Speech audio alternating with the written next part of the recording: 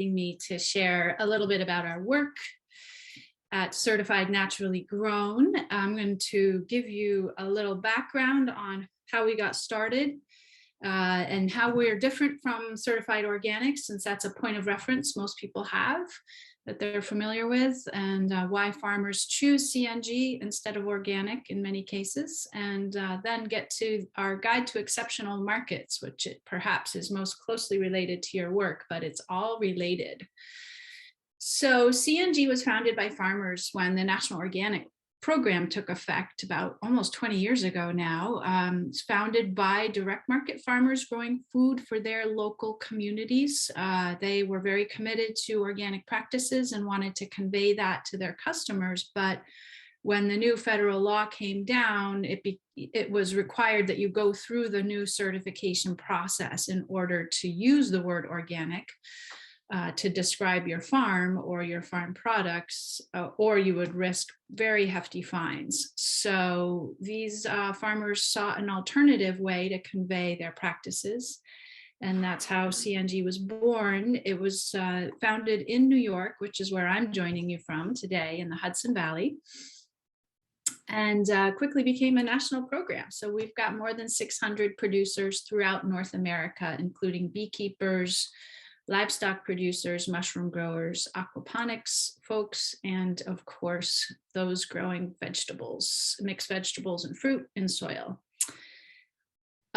So in many ways, CNG is very similar to organic. Just like the USDA organic program, there are no synthetic chemicals, no GMOs allowed. Our farmers use cover crops to improve soil, manage weeds, and if they're livestock producers, the feed has to be grown according to organic or CNG standards. Similarly, our standards are fully transparent and detailed on our website. It's not just a vague term. And their standards are based on the organic standards for produce and livestock. With mushrooms, aquaponics, and beekeeping, we developed our own from scratch based on organic principles.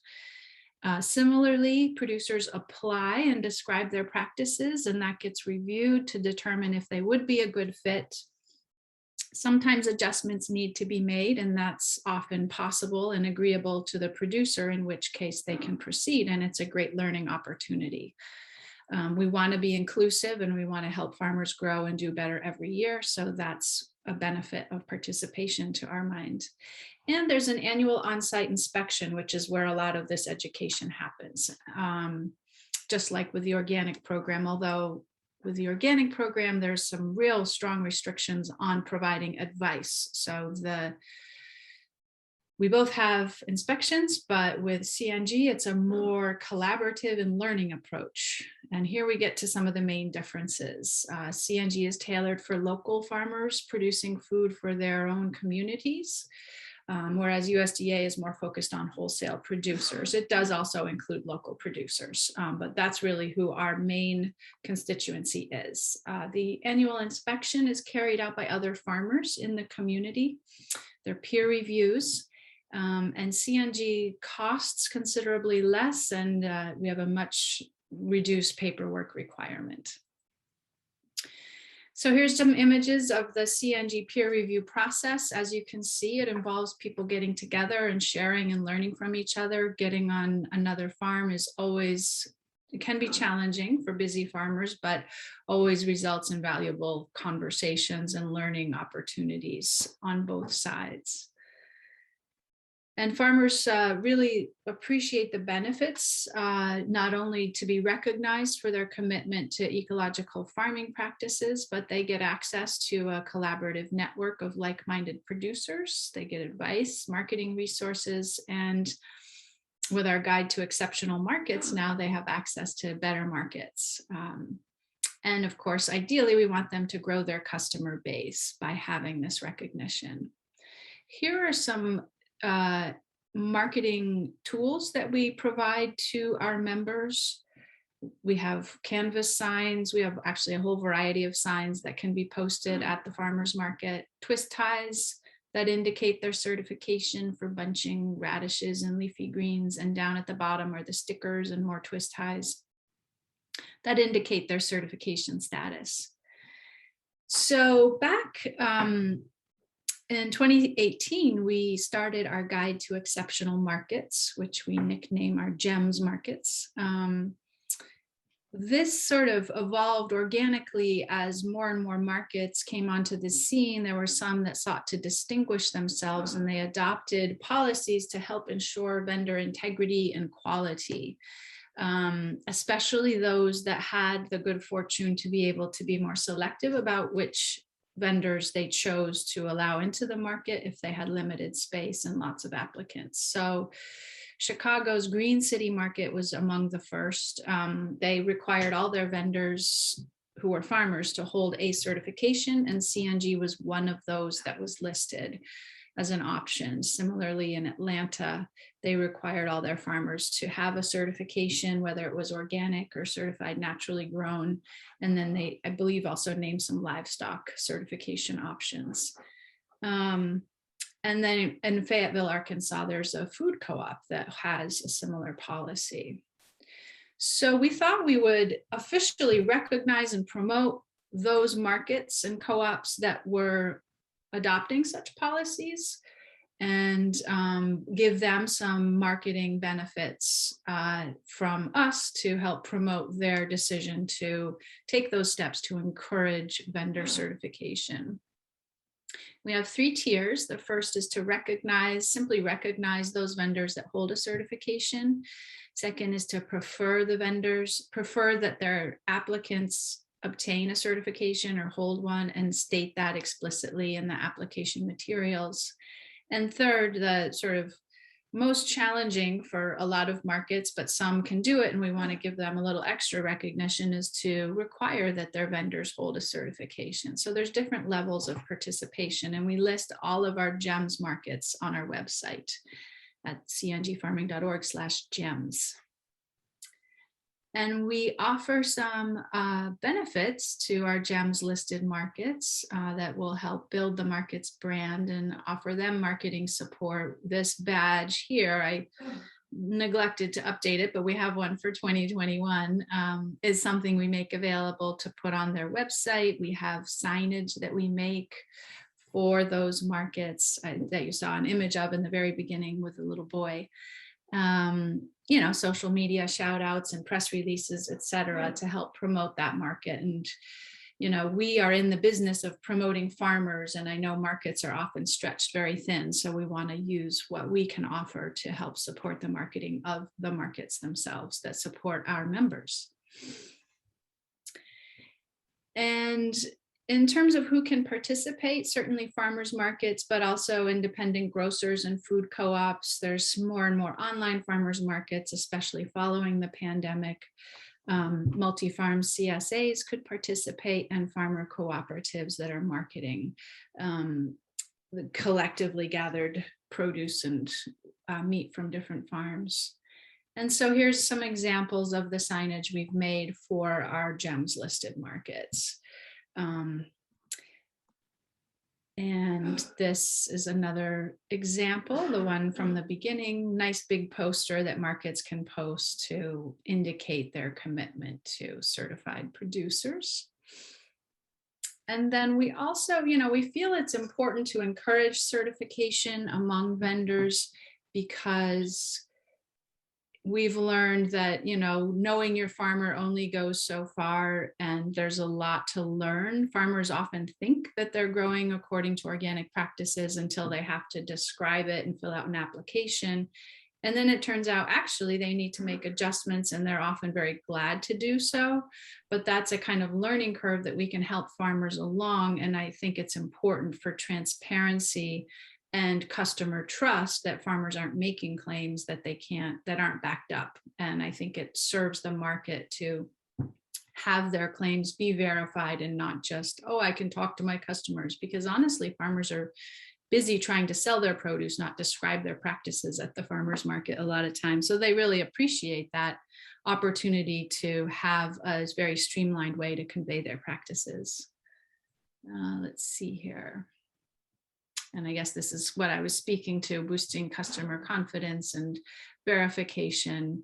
And And then the peer review process really does help not only connect farmers to one another, but we now have the option for customers to observe the peer review inspection.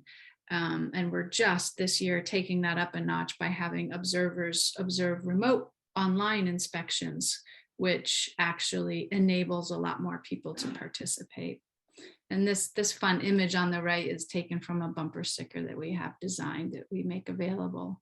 So we really try to help our farmers promote each other and then extend that to the markets that support our members. Here's an example of a listing on our website of the GEMS markets in Tennessee, and each of the names of those markets links to their website so folks can easily find them online. So I would invite you guys to pitch your markets if you feel like it would be a good fit. Of course, the first step is to actually work with at least one certified naturally vendor.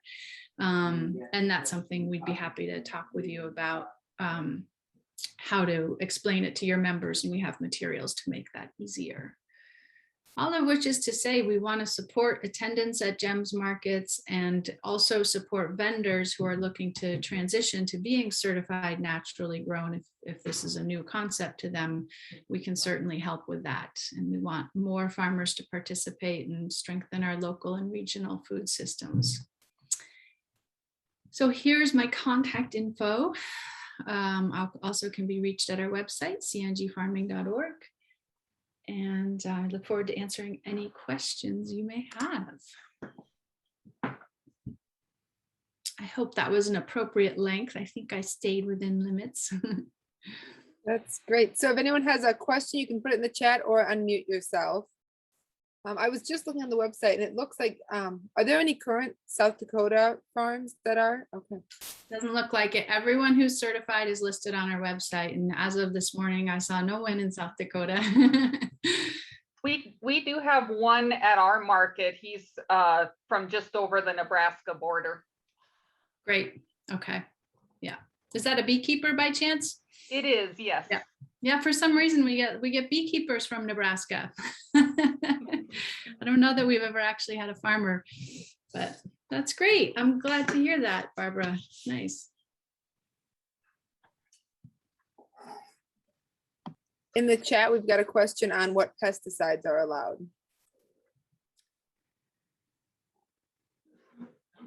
Well, are you limited to the organic certified pesticides? Yes. Okay. Yeah. They don't all, it's not essential that they're OMRI listed. If they are OMRI listed, then they're definitely allowed. If they're not, then we would just need to know more about what was in it. But if you were looking to shake a little 7 on your potato plants, then that's not going to fly. It was a grasshopper pesticide that I was forced to use last year that would disqualify me. How long do I have to wait past using it? Yeah, no, I mean, you may not be, oh, sorry. You may not be precluded from participating. The one distinction, we're different from organic in that we don't require you to wait a full 3 years or 36 months before applying. If there was a prohibited substance that was used recently, then it would simply be indicated on your application, and then you'd have transitional status until the 36 months goes by. Depending, it may not even be 36 months. It really depends on the particulars of the situation, but you could still get certified and still use the marketing assets. Okay, thank you. Mm-hmm. And I see Rose asked if it's something we implement in South Dakota. Yeah, you can definitely participate. We have a national scope. We're a very lean organization. We have, I think, yeah, we have 5 staff members now in different states around the country. So we're not looking to set up a headquarters with an office in every state where we're located. It's a very virtual workforce, and all you need to do, if to have a presence in South Dakota, is to have some farmers who are interested in participating. And if you guys wanted to coordinate a separate presentation that's tailored just for producers, that would certainly be something we could do very easily. I think that's something that I would like to include in my classes because we try to get all of the certain kind of information included in, our gardening class is a 9-month gardening class. And so we start in January, and it is, we're not sure how COVID is going to affect anything this year. So we do have it via Zoom. And last year we invited several different guests to have different conversations such as this. So I think that I have 8 producers that I work with on our farmers market and stuff. And then I do have a group of 65 participants in my gardening program. Now, Cool. not all of those want to be farmers market people. A lot of them, the whole gardening program itself is based on just growing your own food with the option of becoming a seasonal entrepreneur. So I would like more information on how I can get you to visit with my group. Cool. Or even better, one of my staff members who has been a farmer, and she's awesome. She's even more delightful than me. But Rose, I'm going to send you my email and maybe you could reply. Okay. Thank you. Via chat. Yeah, thanks. That's awesome. So I presume if somebody wanted to become certified naturally grown in South Dakota, there would have to be more than one person because of the peer review aspect. Ideally, in the long term, yes, but because this happens where there's someone who wants to be the first one, there needs to be alternative options. And in many cases, that is actually an extension agent familiar with, horticulture. It can also be a certified organic farmer. It could be a non-certified farmer using natural practices, and you'd probably have a good bead on who those folks might be.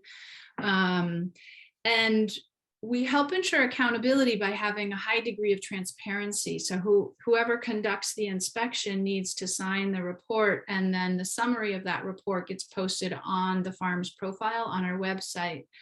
So if anyone wonders, like, who passed that farm, then someone's name is up there and their affiliation. So that really helps to ensure people are not just doing a favor for their brother or something.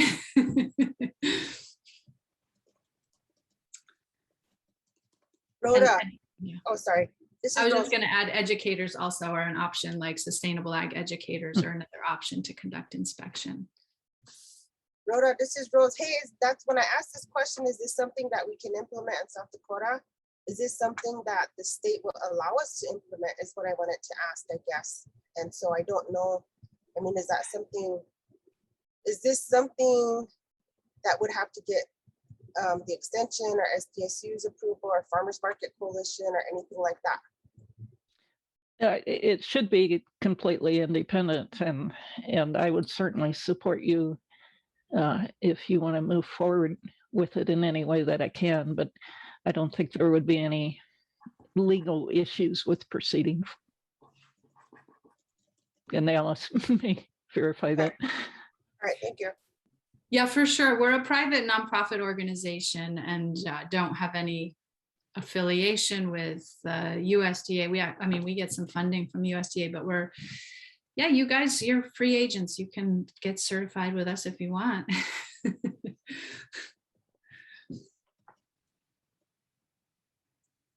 What are probably some of the obstacles that our vendors or producers should be aware of if they're going to go through this process, or what's to stop them or everyone from doing it? Right. I think one question is, are you working on a scale where you can justify the cost and effort of getting certified? It's not a lot, but it's not nothing. So if somebody is a homesteader who sometimes sells their extra peppers, I probably wouldn't encourage them to get certified. It's, for folks who are running a farming business and want the added marketing edge and would appreciate the opportunity to connect with other like-minded producers. We've really found a great enthusiasm for the connections we make, especially in states where sustainable agriculture is still sort of coming onto the scene as something that people are appreciating. So being able to connect with other folks who share those values is very much an asset. The cost is a great question. So We recommend 200 or more per year, but leave it up to the producers to determine the amount based on the scale of their operation.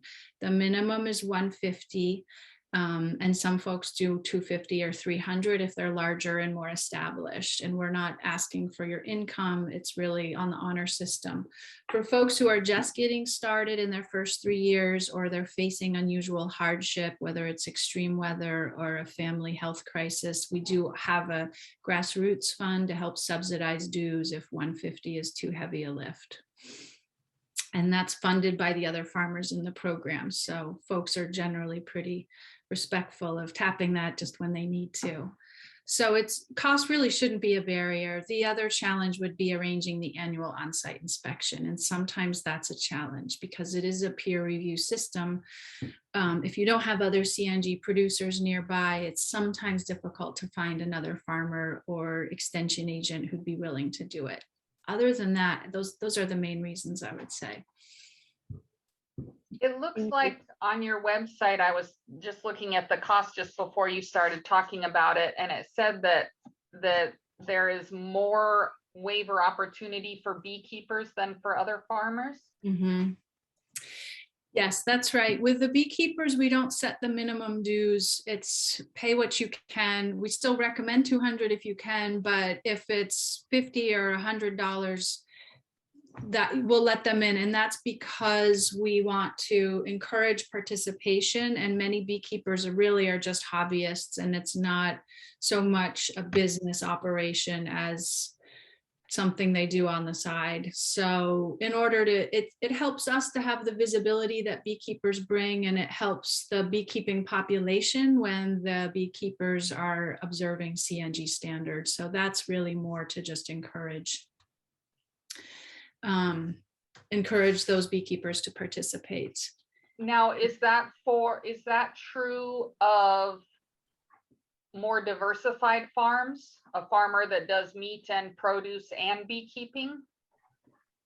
No, if they want certification for produce, then the minimum applies, even if they're also a beekeeper. Okay. It's not like a magic wand. I'm a beekeeper.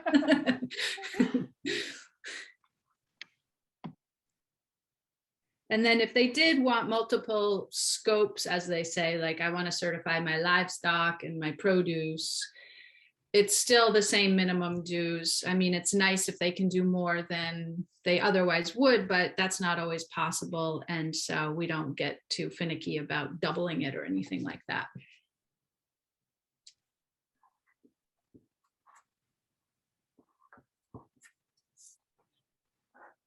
And I see someone asked if it was the cost per farmer or group. It's the cost per farmer. We haven't really done certification for groups yet. But it's come up a few times, and I think that it just, so far it's always been farmers participating as individuals. We have a group in Hawaii that's interested in doing a group certification. I'm always excited to work with farmers in Hawaii because they grow such exotic foods. But we'll see. And I got your email, Rose. Thanks for sharing that. I'll definitely be in touch. And I guess I'm curious, Rhoda, do you feel like there's a number of farmers in your community that would meet, that are farming in an organic way, even though I try not to use the O word? We don't have all that many that are certified, but I would say the majority of our producers, and Barb and Kent may contradict me, generally try to go organic. They may not be strictly, but they're trying to avoid pesticides. So they're sort of on that, in that middle area. Mm-hmm, mm-hmm. In the past, I'll say about 10 years ago when I visited with people in South Dakota, consumers really weren't necessarily looking for organic when they went to their farmers markets. They were looking for low pesticides. And I don't know if that's changed now as organic keeps showing up in the grocery store. That's a conversation I guess I need to have with our growers. I'm curious. I Yeah, have a steady supply of customers that ask for organic. yeah, There's a group that comes to the farmer's market that wants organic. uh-huh, And then you have to start the long conversation of what you do that's not organic. Mhm. It's just the way it is. yeah. And is that, and how do you answer that? Do you say you're not organic because you want to use X, Y, and Z, or is it the spray that was required, or what? I said I'm not organic because the paperwork costs too much for me to bother with. I couldn't take the time. That was the first thing. And then last year we were overrun by grasshoppers and I had to spray a non-organic pesticide. That's the answers I give them. Yeah, Some are happy with that, most are not, and they go somewhere that says certified organic. right. And I lose that customer. That's just all there is to it. Yeah. Well, if you were certified naturally grown, we would be able to provide you with the logo that says, yeah, I'm certified. And it's another program that works really well for small scale producers who are committed to high ecological standards. And then we have a little card that explains what does it mean that we're certified naturally grown, because there's definitely a learning curve among customers and farmers, but they won't necessarily know about it at first, but often when they learn about the challenges farmers face in getting certified organic, especially small scale producers, and that this is a peer review process that is highly transparent, where they can see the farm's inspection history. And if they want, they can observe an inspection. Then it's like, this is more like for me, for community members and the farmers I want to support, especially as people become more aware of how certified organic is really kowtowing to a lot of very large scale operations and increasingly just isn't working for community-based farmers. So we like to encourage folks, even if they might not be 100% meeting the standards, as long as they're willing to learn, we see that as a win, because we're helping to move our agricultural practices in a more sustainable direction. So we're not all purists like, oh, sorry, you did this one thing, so you can't be a part of our club. It's more like, let's see if we can figure out how to make this work, support you, and get you going in the right direction. And one thing I've really been delighted to learn recently, as we've started to do these remote observed inspections, is that farmers really appreciate the opportunities we provide to connect with one another, even if it's not with another producer who's in their geographic area. They could be in an entirely other state, but there's still so much they can share and learn from each other. And with our using Zoom technology now, it's so much easier than having to, have someone tend the farm while you go to a conference that's held in person where you need a hotel room and you need to register. Like we can make these opportunities happen every single week around different topics. And folks really appreciate that, especially if they're in areas where there's not a lot of other sustainable farmers like them. So it's an isolating occupation, as you all know. So having opportunities to connect is a treasure. I have a question that I don't know if you've run into before or not, but one of our huge issues in South Dakota for organic producers is herbicide drift. We've had people lose certification. We've had people quit farming because of drift.